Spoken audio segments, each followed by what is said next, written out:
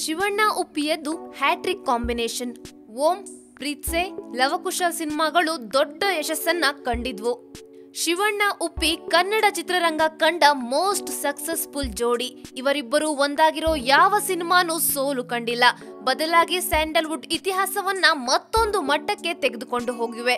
ಇದೀಗ ಶಿವಣ್ಣ ಉಪ್ಪಿ ಒಂದಾಗ್ತಾರೆ ಎಂಬಂತಹ ಸುದ್ದಿ ಗಾಂಧಿನಗರದಲ್ಲಿ ಹರಿದಾಡ್ತಿದೆ. ಇದಕ್ಕೆ ಕಾರಣ ಮೊನ್ನೆಯಷ್ಟೇ ರಿಯಲ್ ಸ್ಟಾರ್ ಉಪ್ಪಿ ನಟನೆಯ ಐ ಲವ್ ಯು ಚಿತ್ರದ ಟ್ರೇಲರ್ ರಿಲೀಸ್ ಸಮಾರಂಭ.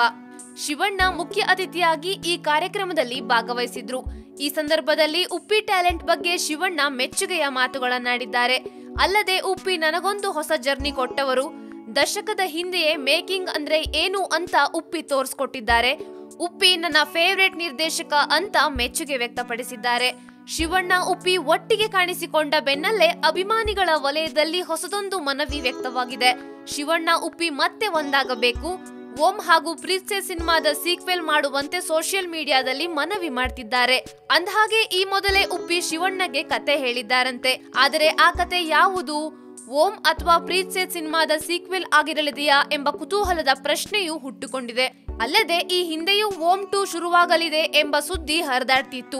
ಇದೀಗ ಅಭಿಮಾನಿಗಳೇ ಸೋಷಿಯಲ್ ಮೀಡಿಯಾದಲ್ಲಿ ಓಂ 2 ಪ್ರೀತ್ಸೆ 2 ಸಿನಿಮಾ ಕುರಿತು ದೊಡ್ಡದೊಂದು ಚರ್ಚೆಯನ್ನ ಆರಂಭಿಸಿದ್ದಾರೆ.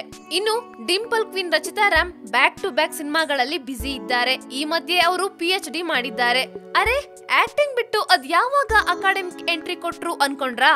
ಅಂದಹಾಗೆ ರಚಿತಾ PhD ಮಾಡಿದ್ದು ರಿಯಲ್ ಲೈಫ್ ಅಲ್ಲಿ ಅಲ್ಲ, ಬದಲಾಗಿ ರೀಲ್ ನಲ್ಲಿ.